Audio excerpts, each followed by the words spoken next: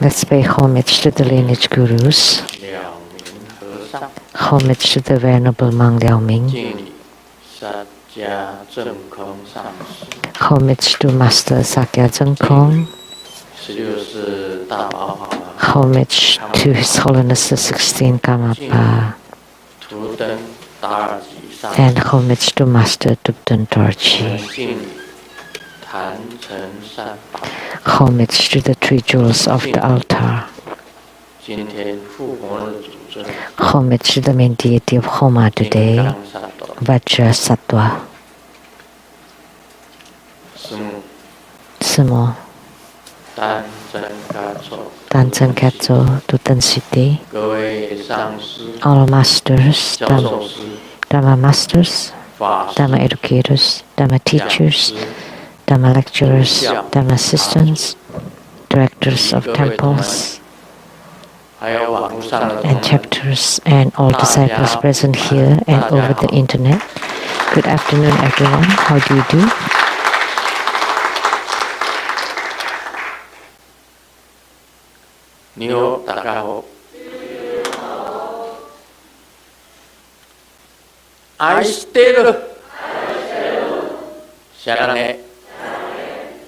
Hola amigo, que quiero mucho. Sukoin, Ichiba, Kimochi, Jumi, Yabi, Prin.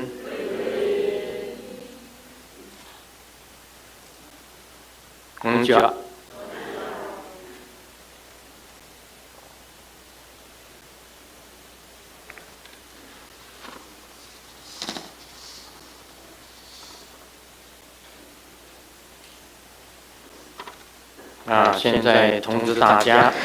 Now I would like to announce for next Sunday,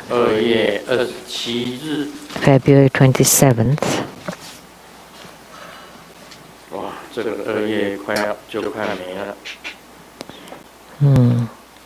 February is almost ending, at 3 p.m. This is a deity that you're all very familiar with. It's the hiking Avalokitesvara Bodhisattva.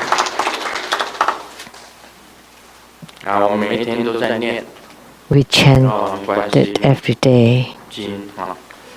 We chant the hiking Kuan Yin Sutra. We chant it every day. I chant it every day, never skip any day.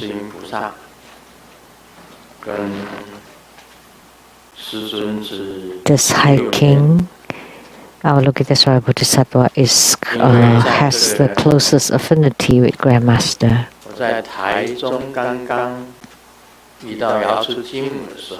When I just encountered Golden Mother at Taichung, the abbot there, the Venerable Si Huiling, gave me a sutra, and that was the hiking Kuan Yin Sutra. And when I read it, I was extremely joyful, and I started to chant. And from then on, I have very close affinity with hiking Kuan Yin Bodhisattva. And then I went to San Yi, a place at Miaoli. They have lots of Buddhist statues there of different Buddhas and Bodhisattvas. And when I visited San Yi, I saw a statue of the hiking Kuan Yin Bodhisattva. Very magnificent.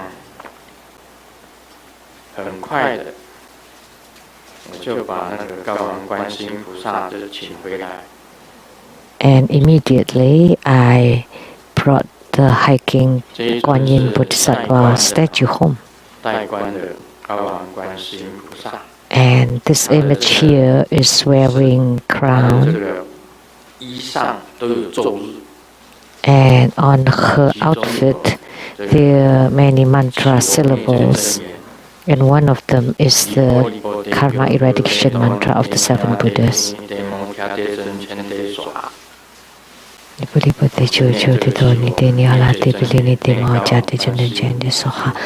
That's the 7 Buddhas karma eradication mantra. And hiking Kuan Yin Sutra is not long, very easy to chant. And in it, there's the statement that it can eradicate the suffering of life and death, and to eradicate all sorts of harms and so for spiritual cultivators, most importantly is to eradicate the suffering of life and death, and to eliminate all sorts of harms. So after chanting the hiking Kuan Yin Sutra, I don't suffer from any disasters. Even if there is a catastrophe, it becomes none. So all harms and poisons are eradicated. Any one of you that chants every day? Every one of you?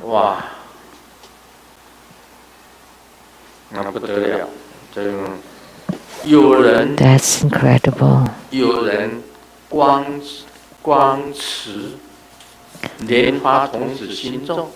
There's someone that's only chanting the Padmakumara Hat mantra and hiking Kuan Yin Sutra and can be reborn into the Pure Land.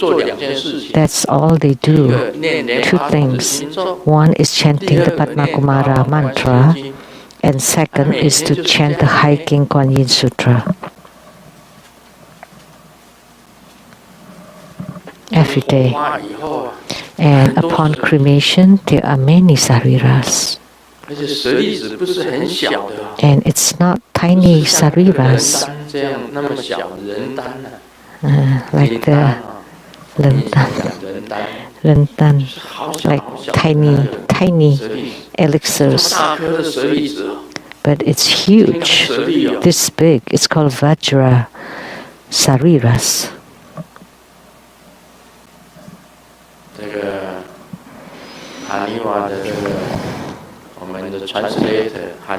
That's our translator's Hanifa. Thanks to her for interpreting and translating for so many years.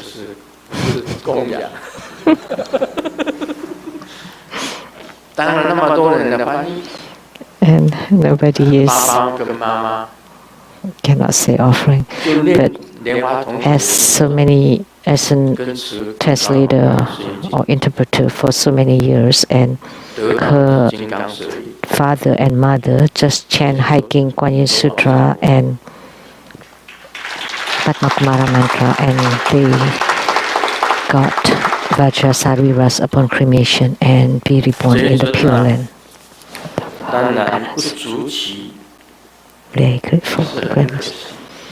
So it would be a pity if you don't become primary supplicants for this deity, Amitabha.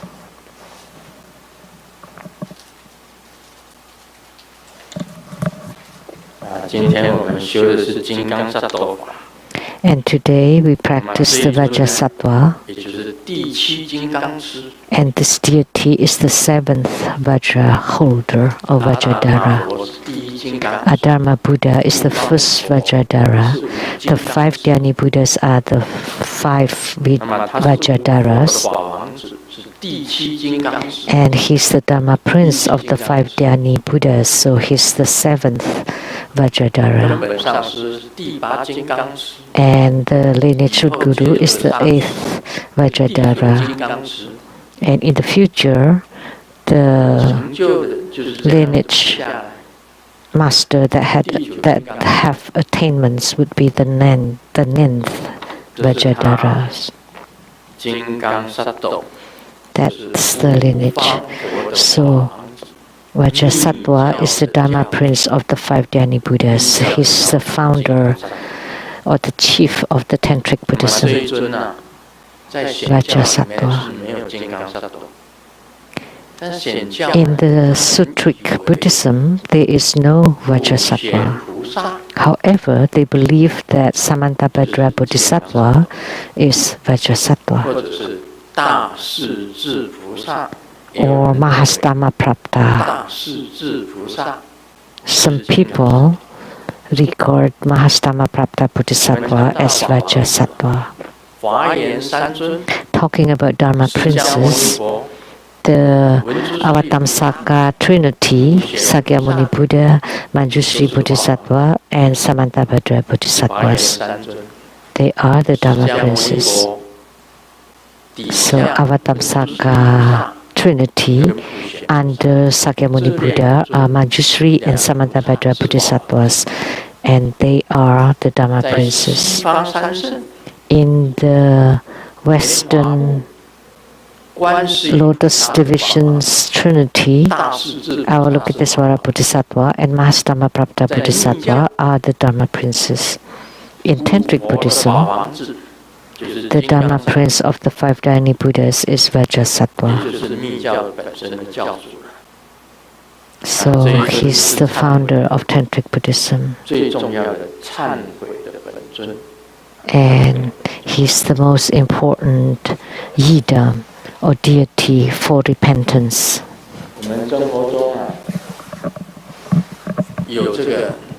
And True Buddha School has this purifying Dharma practice.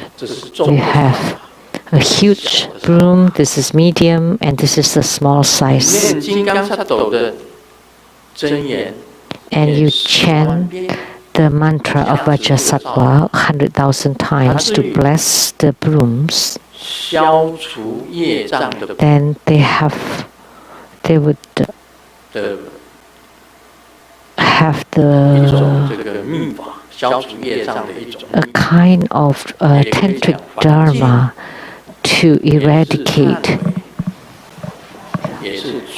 karma. So it's also repentance, purifying calamities, eradicating calamities, purifying karma. Very important brooms. It's best that you bring small brooms wherever you go, and you can sweep it anywhere, anytime.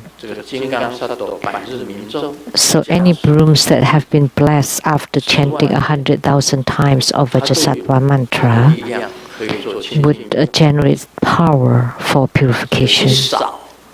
With the first sweep, afflictions are gone. With the second sweep, the bad lucks disappear. With the third sweep, the karma is eradicated. Yidam and great fortune will come. Om Beja Sato Hom. Only True Buddha School has this method of Dharma.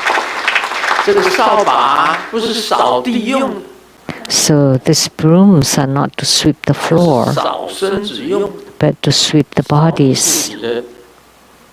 To sweep your own bodies. Typically it's on the back, but you can also sweep your face or your neck or hands. All fine. Or here too, the armpit. And after being swept, it would be clean, right?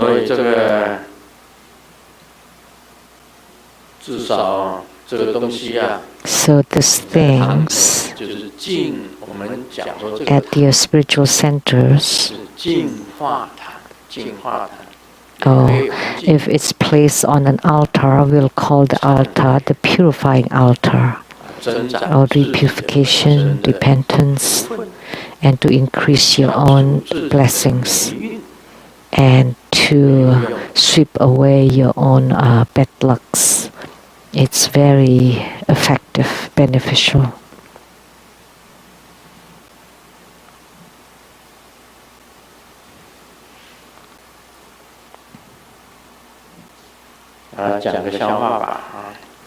Let me share a joke.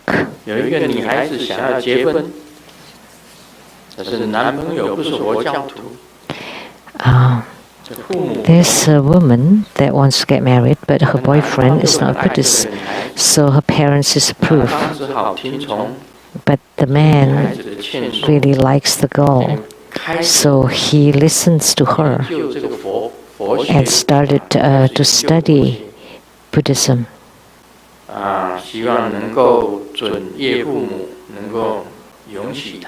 And hoping that her parents would approve. And after a while, the girl's parents asked about the guy.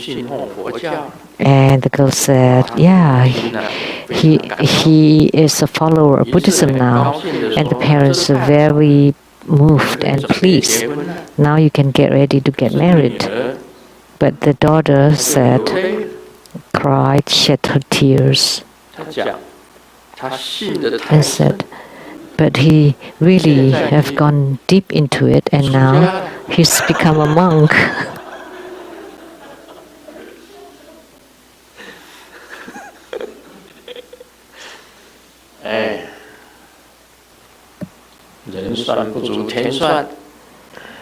So sometimes your plan does not go accordingly. There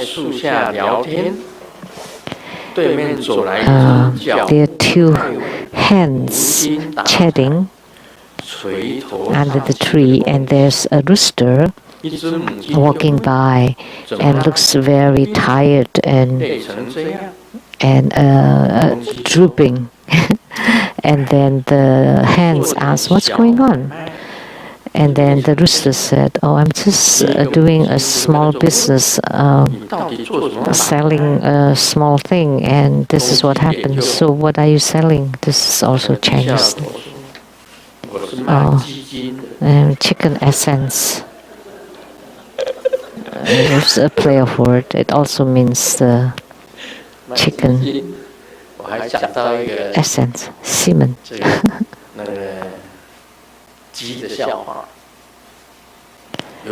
A joke about chicken.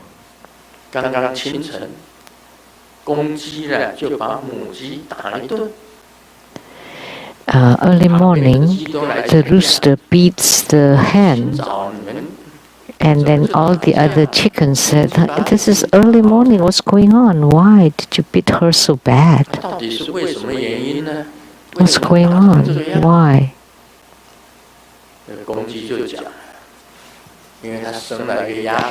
Because the rooster said, oh, because she laid a duck's egg. She laid a duck's egg.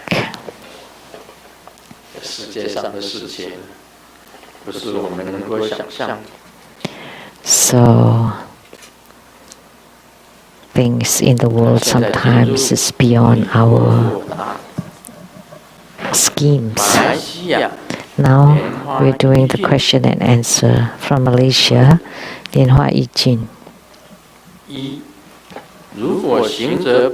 First question.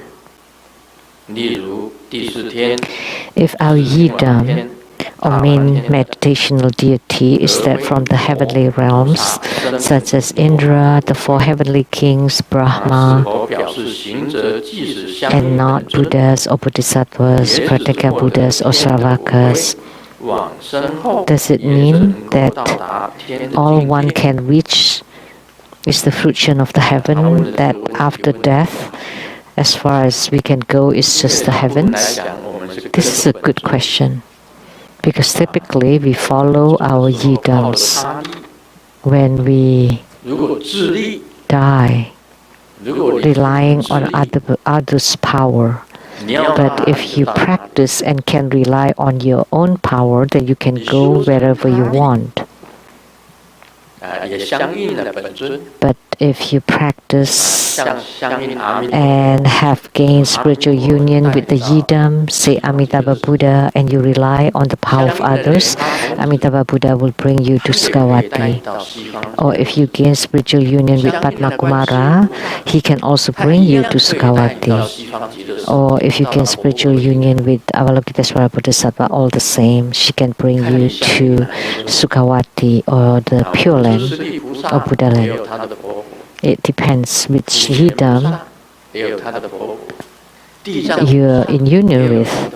So Manjushri Bodhisattva, Samantabhadra, Siddhigarbha, they have their own Pure Lands or Buddha Lands. So the Yidam belongs to the heavenly realms like Indra, Brahma, the 4 heavenly kings. And if you have friction, have gained spiritual union with Indra, then you would go to the center of the Triyatrimsa's heaven. If you practice the wealth deity, then you would go to the 4 heavenly kings, the heavens of the 4 heavenly kings. If you gain spiritual union with Brahma, Mahabrahma, then you're in union with the Brahma, then you would go to the heavens of Mahabrahma. And in that heaven, there are 100 kalpas, and one kalpa is 100 million years. And you can stay there for 10 trillion years. That's very long at the Brahma heaven. We know there is a verse. The lotus youth meets the golden sage. The showers of blossoms swirling left and right. The marvelous sound heard above the clouds. Talking about the Buddha lands beyond all the heavens. So the Buddha lands are beyond the heavens. Of course, if you're in union with Brahma, then it's possible you go to the Brahma heaven. Or if you gain spiritual union with the 4 heavenly kings, then you go to the heavens of the 4 heavenly kings, or the heavens of Indra. So that's also very good, because it's much better than the human realm. That's a great difference. So if you can go to the heavenly realms and cultivate spiritual, that's still very good.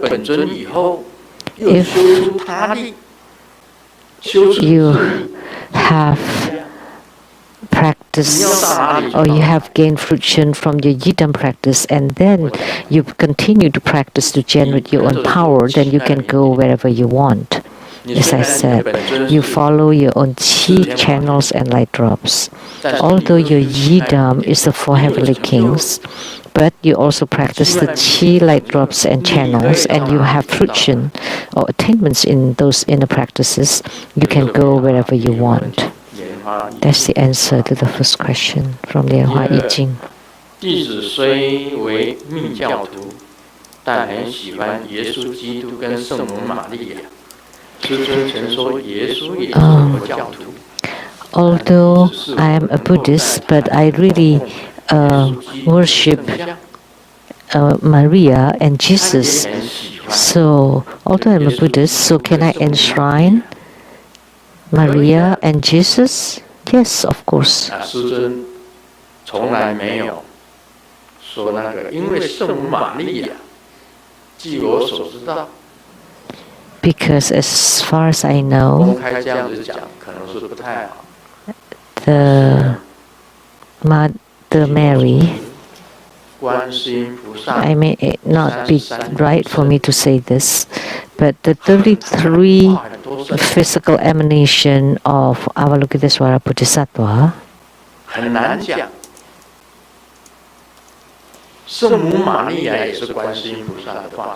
it's who knows? It's very hard to say, but perhaps Mother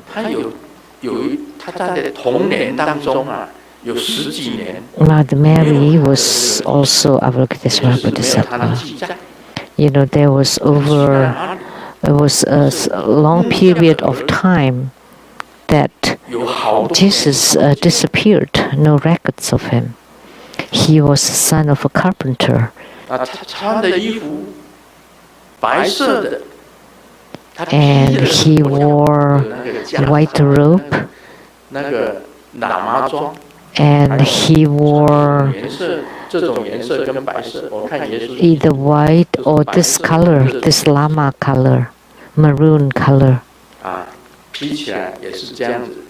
And he just like put it like a shawl, like this, and also slanted like this. Only Buddhists wear it that way. But what we wear today, this is an improvised one, designed by Simu. But the robe that was worn in the ancient Buddhists, by the ancient Buddhists, and also like by the Theravada monks, it's like that. The same with Jesus. So where did he go? He went to the Himalayas and met gurus from the white sect and red sect, Nimapa and Kagyupa. Of course, it would be fine if you like Jesus Christ. And there are many teachings of Jesus that are very similar to Buddhist concepts. However, he was just talking about the vehicle to go to heavens, which is the heavenly realms of Indra, Brahma, or the 4 heavenly kings, because he only taught for 3 years. So Mother Mary or Avalokitesvara Bodhisattva, you can enshrine them. I don't discriminate against any of them. And like Islam, there are many concepts of the Bible that's also in the Quran, in the Al-Quran. It's also very proper and correct.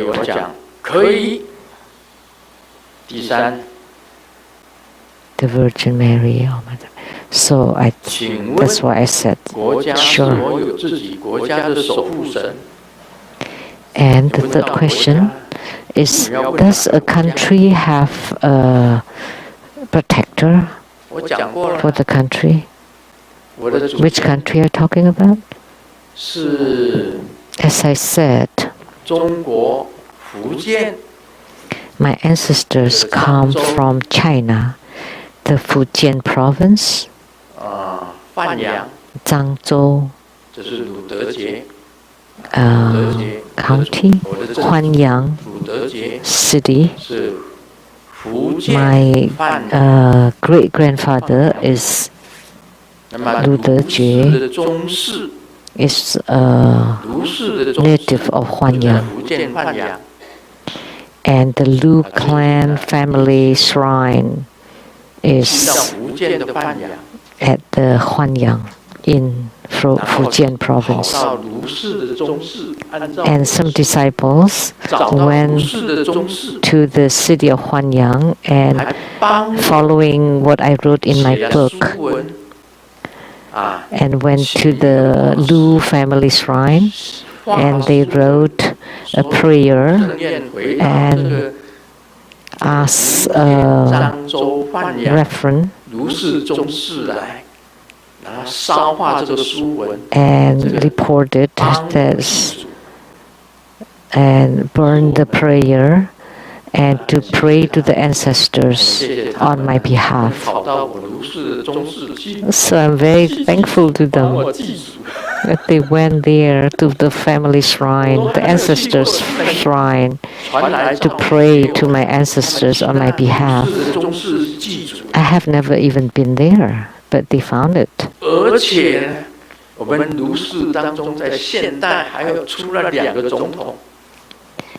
And then from the Lu family clan, there are 2 presidents.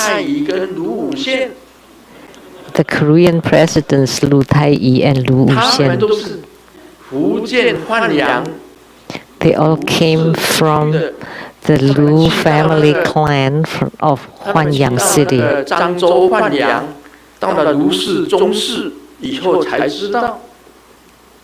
So they discovered that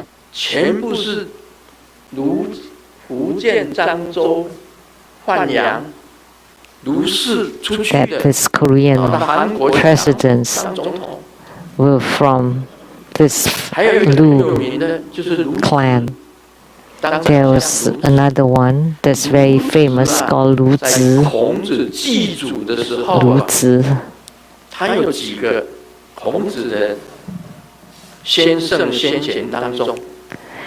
That became a prime minister, a chancellor.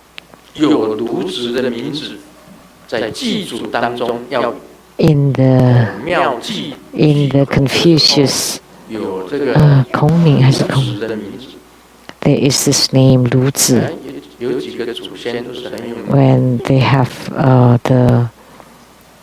the Confucius temple, so I have several ancestors that are very famous. So I believe that yes, each country would have its own protector. So even a small village has its protector, an earth god. So of course a country has their own protector.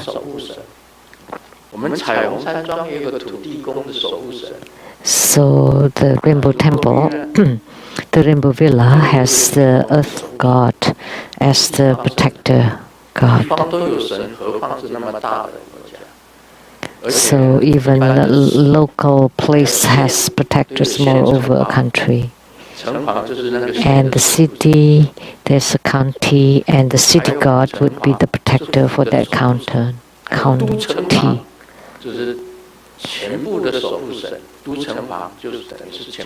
And then the higher, it's like a provincial city god that would protect the whole area.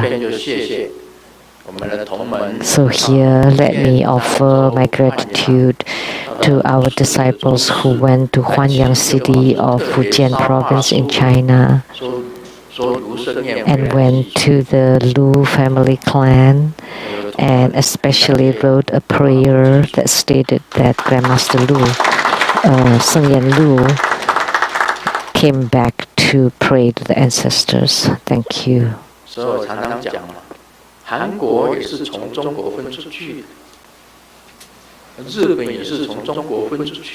So Korean also originated from China, and Japan, Vietnam, and many other countries.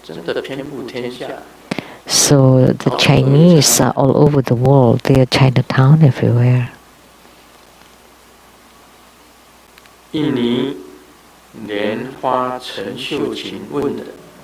Asked from Lianhua Chen Xiuqing from Indonesia, the respected Grandmaster and Sumo Amitabha.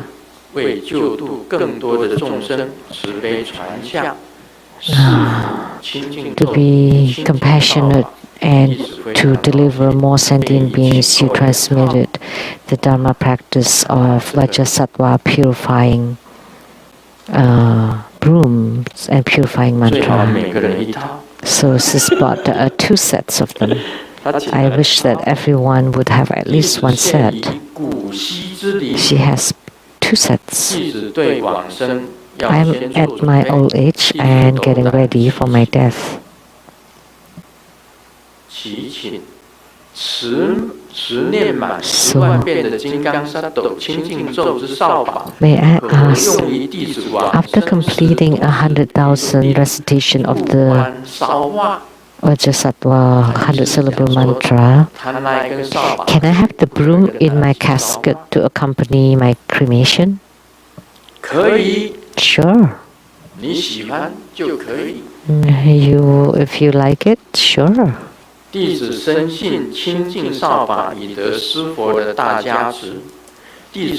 strongly believe that the purifying broom has received Grandmaster's blessing, and I have also received the remote empowerment for it. And at the same time, I'm also practicing the 4 preliminary practices and always chant mantra. So the broom has received 3 kinds of blessings. So it can eliminate all kinds of hindrances, including karmic hindrances, during my death to protect me. Is this correct? Sure, no problem. In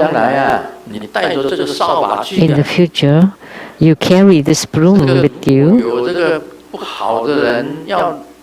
If there is a bad person, bad spirit, or negative spirit trying to get you somewhere, you just sweep it. With the sweep, afflictions gone. The second sweep, bad luck disappear, and with the third sweep, karma is eradicated.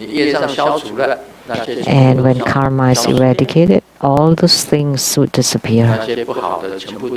All those bad things would be swept clean. And there's only one path left, which is the completely bright, brilliant path leading to the Pure Land.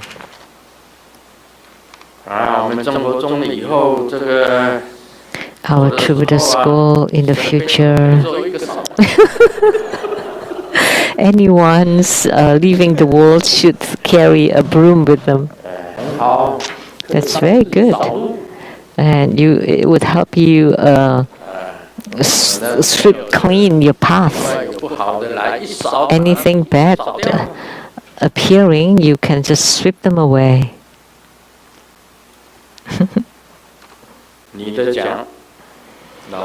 The woman said, "Hubby, honey, I'm hungry. I want to eat."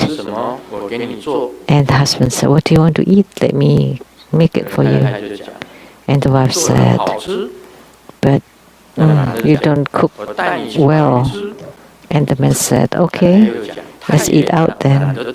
And the wife said, "Oh, I don't feel like going anywhere." And then the man said, "Let me just call for delivery." And then she said, maybe not so healthy. And then the husband said, "Well, maybe let me just go grab something." And the woman said, "It'll be cold by the time it gets home.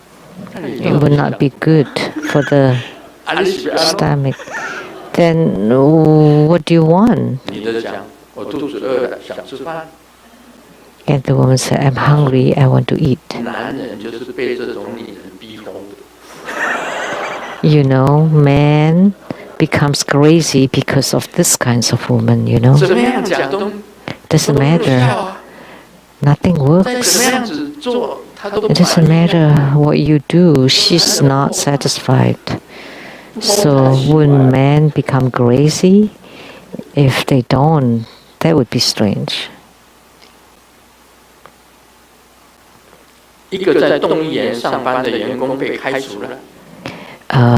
An employee of the zoo was fired and he complained to his wife.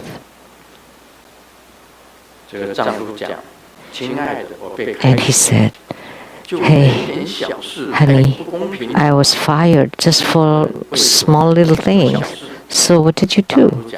And the husband said, yesterday I forgot to lock the door to the cage of the tiger. But come on, who dares steal the tiger, right?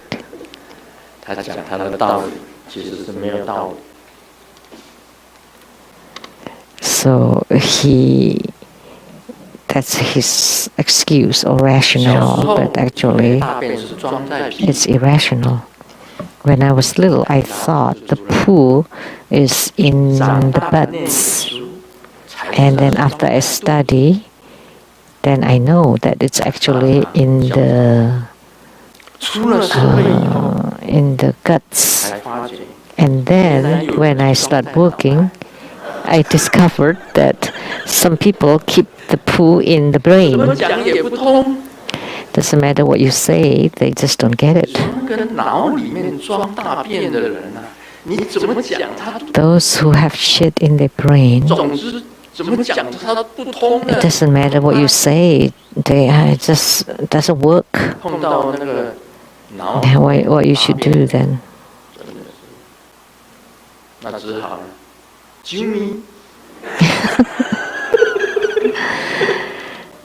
In that case, maybe just go Jimmy.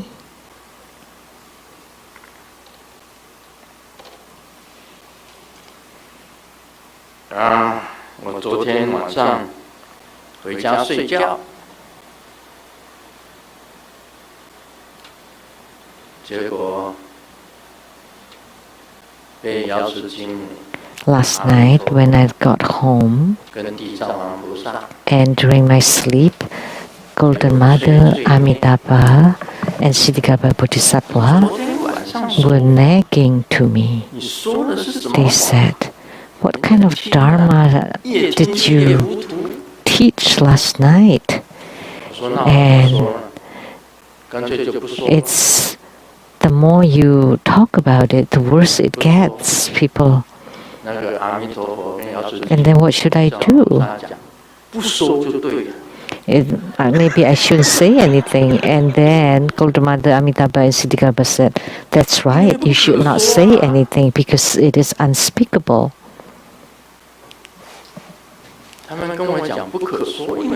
They said it is unspeakable because you cannot talk about it. Because you just continue to repeat those sentences back and forth, back and forth. It's impossible to clarify it. The more you talk about it, the more confusing it is. And then, what should I do? Then, if we don't talk about it, okay, let's finish off, get off. And then we'll just wait for dinner and watch the performances. Of course, this Dharma is to be spoken to those with the poo in the guts. But if the poo is in the brain, not only that they don't feel good listening to it,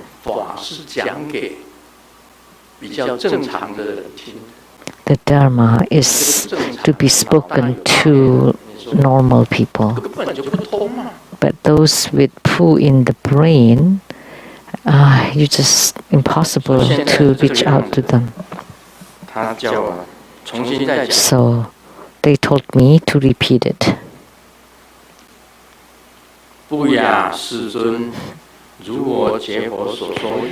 No, world honored one, as I understand it from the true meaning of the Buddha's teaching, the Buddha did not attain the Dharma of Anuttara Samyak Sambodhi at Dipamkara Buddha's place. The Buddha said, just so, Subhuti, in reality there is no such thing as a Tathagata attaining Anuttara Samyak Sambodhi.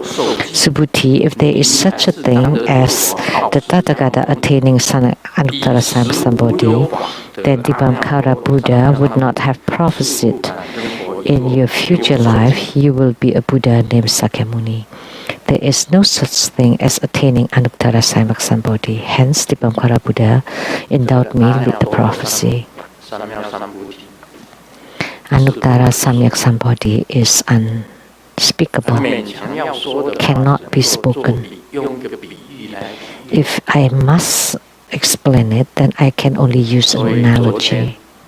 Therefore, last night, Golden Mother, Amitabha, and Siddhikapa Bodhisattva, my three yidams, told me the so-called Dharma is non-Dharma, because only non-Dharma is the true Dharma. So what kind of analogy they asked me to give? Just give yourself as an example, which I often do. Who am I? I'm Seng Yen Lu. So Seng Yen Lu is me and I am Seng Yen Lu. Okay. Of course you cannot dispute that. I am not piano master. I'm not Sakura Dharma educator. I'm Seng Yen Lu. So think about it. Seng Yen Lu is your name. But what is the real thing about you? You need to ask yourself, who are you? Seng Yen Lu is just a name. I am Seng Yen Lu. Seng Yen Lu is me. But in Taiwan alone, there are 16 Seng Yen Lu. So which one of them is the true you? There are 16 Seng Yen Lus, same name in Taiwan. So how can Seng Yen Lu is you then? It's just a name. Where is the real you? I'm asking you. You cannot find it. And the hair, sarira of Seng Yen Lu, it's gone. So I shave my hair every day and the hair is gone. And when people ask me for hair sarira, I cut the hair in my armpits. And it's all gone too by now. And then what should you do? There's some hair down there. It's okay. I cut a few. So you cut the hair from down there too. And so some people got Grandmaster's hair sarira and it's very curly. Because I have no more hair on my body. Caucasians have hair on their chest, on their back. And when you rub on it, it feels like a carpet. When the mosquitoes fly in, they got lost.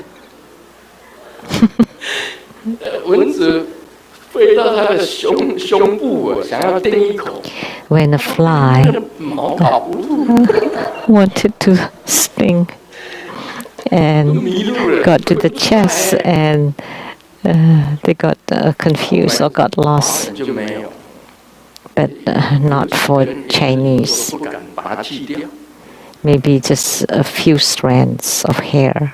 And we don't want to shave it. Just keep it.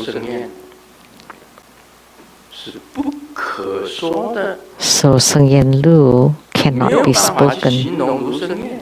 It's impossible to describe Seng Yen Lu. Then by saying this, that would be right.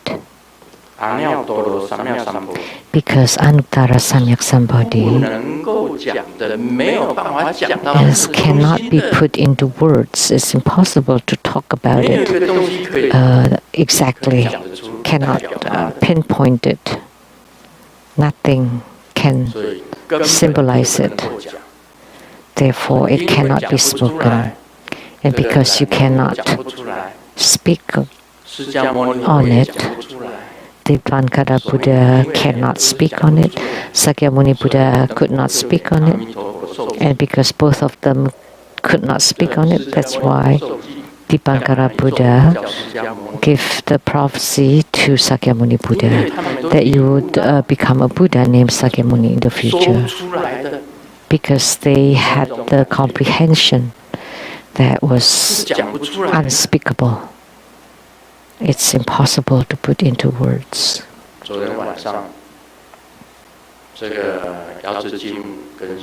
last night, Golden Mother, Amitabha Buddha, Siddhikapa Bodhisattva told me those things is unspeakable, inexplicable, cannot be put into words because it is emptiness, it is infinite, infinity. So I asked, would explaining it this way work? But they said, you have to explain it this way. Only this would be correct.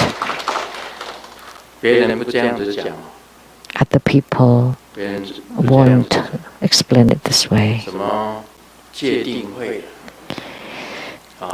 They talk about precepts of meditation and wisdom, the 5 roots and 5 powers, the 4 mindfulness, the 4 diligence, the 37 qualities, the 12 links of causes and conditions, the 6 perfections are all impossible to explain this Anuttara Samyak Sambodhi. All those are just just the means or the tools to attain the Anuttara Samyak Sambodhi. So, like a car,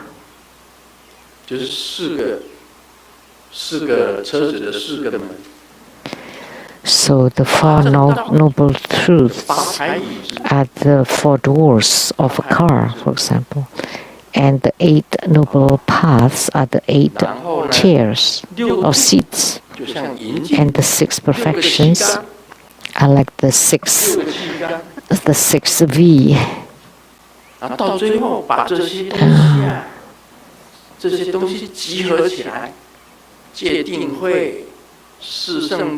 And then you combine the 4 noble truths, the 8 noble paths, and 6 perfections, and the 12 links of causes and conditions, all combined together, it would become a car. So, if you want to talk about, to make it concrete, that's what we would say. But if you want to talk about from the aspect of Buddha Dharma, then it's just unspeakable. It's impossible to put into words. So later on, Sakyamuni Buddha will talk about that the Dharma is like a raft, a boat that would bring you to the other shore.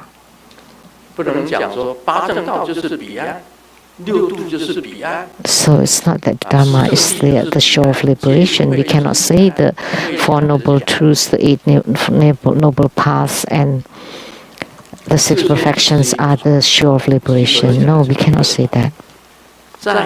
Altogether, they're just a raft that will bring you so that you can attain the real Tao, or the way. That's called Anuttara Samyak Sambodhi. Now, do you understand?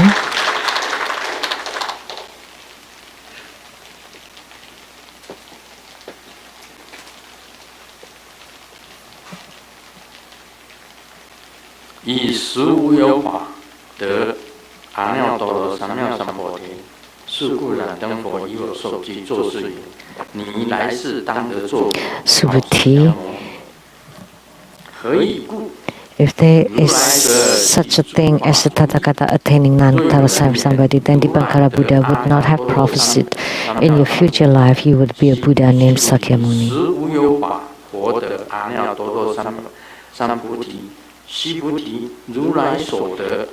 Someone may say, there is no such thing as attaining Antarasam somebody, hence Dipankara Buddha endowed me with this prophecy. In your future life you will be a Buddha named Sakyamuni. Why? A Tathagata upholds some notion of everything. And Subhuti, the Tathagata attained Antarasam is neither real nor unreal. So it's not real, but it's also not unreal. That's how mystical it is. How can it be real and unreal, or neither real nor unreal? Like what Lao Tzu said, the Tao that can be spoken is not the real Tao. Tao cannot be spoken. It can be spoken, however, it's not the ordinary Tao. You cannot speak on the Tao. You can talk about it, but you also cannot talk about it. So therefore, it's neither real nor unreal. It is real. It seems to be real. However, it seems like they don't exist. They're not there. Therefore, the Tathagata said, all Dharma is Buddha Dharma. The Tathagata said, all Dharma or everything is Buddha Dharma. So, in the past, my disciple, the Zhang Chengji PhD, wrote a book entitled What is Buddha Dharma? And when I went to visit Li Bingnan said, what this thread wrote is wrong. And I was thinking in my heart, hey, that's my disciple. I should have defended him. And Li Bingnan said, I want to ask him, what is Buddha Dharma? Zhang Chengji wrote, what is Buddha Dharma? What is Buddha Dharma? If you have read this book, please raise your hand. Zhang Chengji is your fellow disciple. He's a PhD. I went and give a feng shui consultation to his house at the Bagua mountain in Zhanghua that was given by the government. So he's the son-in-law of Yu Ren, the then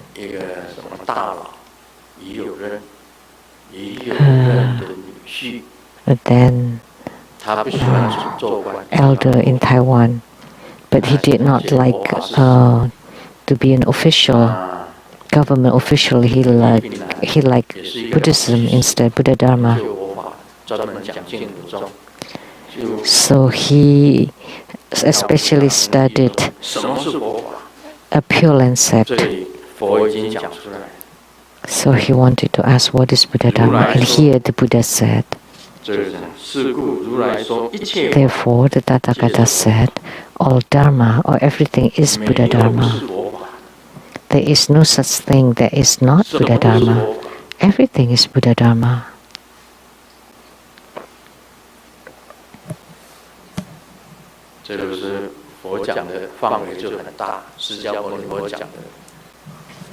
So this is very broad.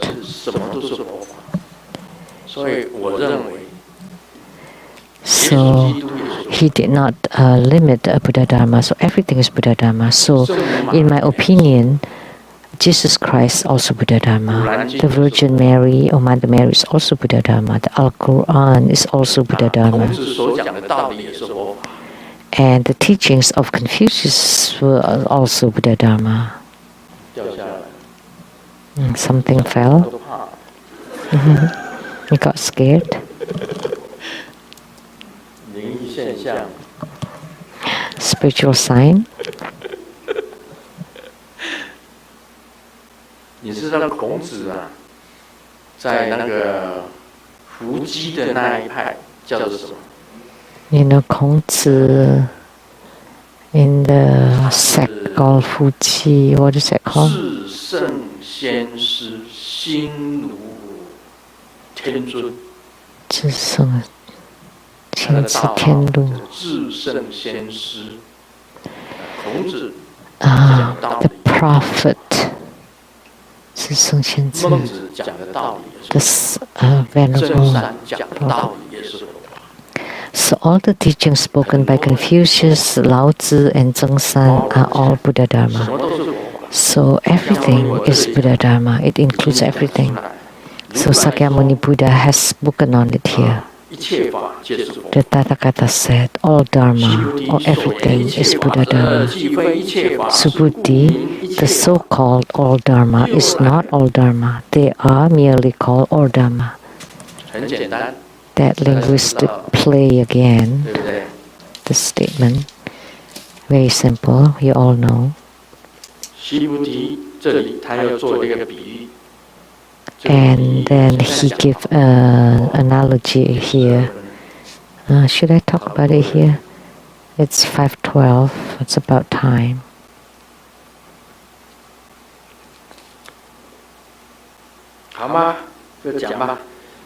Okay, let me continue.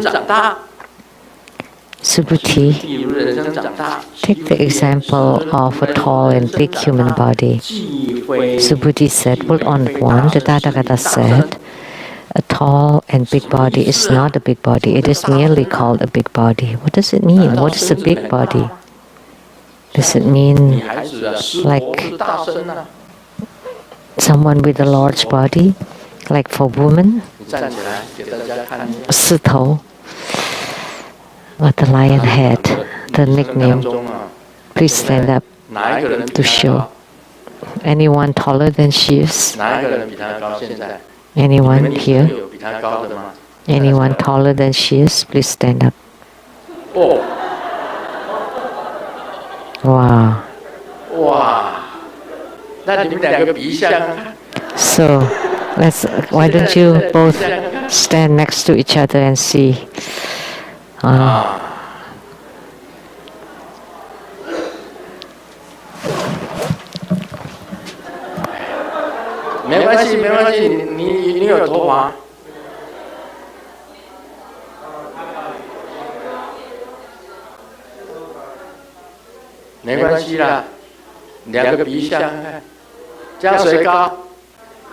Here.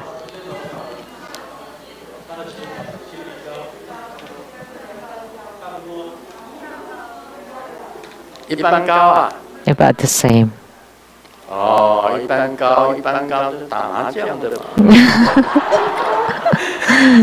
could play mahjong. Okay, please be seated. You both have big body. So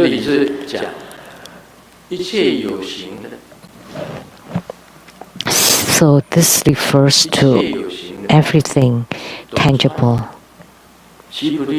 Oh, everything tangible is not considered. It does not include everything tangible. The Tathagata said, all Dharma, everything is Buddha Dharma. Subhuti, the so-called all Dharma is not all Dharma. They are merely called all Dharma. Subhuti, take the example of a large human body. Subhuti said, hold on at one. The Tathagata said, the large body is not a big body. It is merely called a big body. So the tall ones, and we are the short ones. Of course, we are like the small vehicle, and they're the large vehicle. So small or large are just due to comparison. But in Buddha Dharma, and furthermore in the Buddha nature, There is no differentiation between large and small. So it's said here, a big body is not a big body, it is merely called a big body. Yes, you're rather tall, you're a big body, but compared to the emptiness, they're all equal. They're all the same. That's what it means. Everything is equal.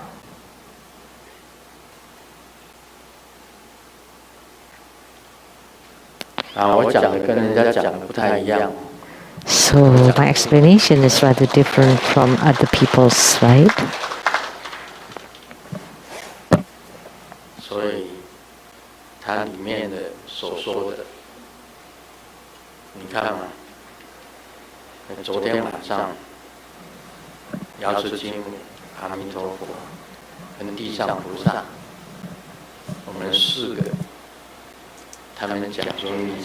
So Golden Mother, Amitabha Buddha, and Siddhikar Bodhisattva, and myself so said that what you explained on Saturday would confuse people even more because it is unspeakable, cannot be spoken. Why it cannot be spoken? Because it seems real and unreal. So it seems that it exists, but it also not exists. Like the real me also seems to exist and seems to not exist. The real Buddha nature too seems to be there and seems to not be there.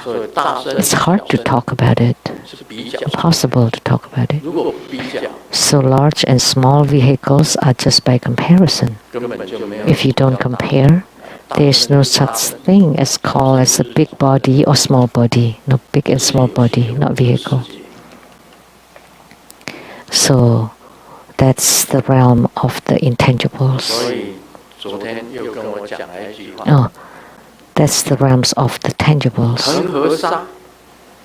So yesterday also told me about this sentence. A grain of sand of the Ganges River. And then you say the grain of sand represents the Ganges River. Of course not. Then how can you describe Ganges River? It's hard. It's impossible. And you take a little bit of the water of Ganges River and you say, this is Ganges River. No, it's not. You cannot put it into words. Now do you understand? What is bodhicitta? What is Tao or the way? What is Buddha nature? There are many analogies that Sakyamuni Buddha used.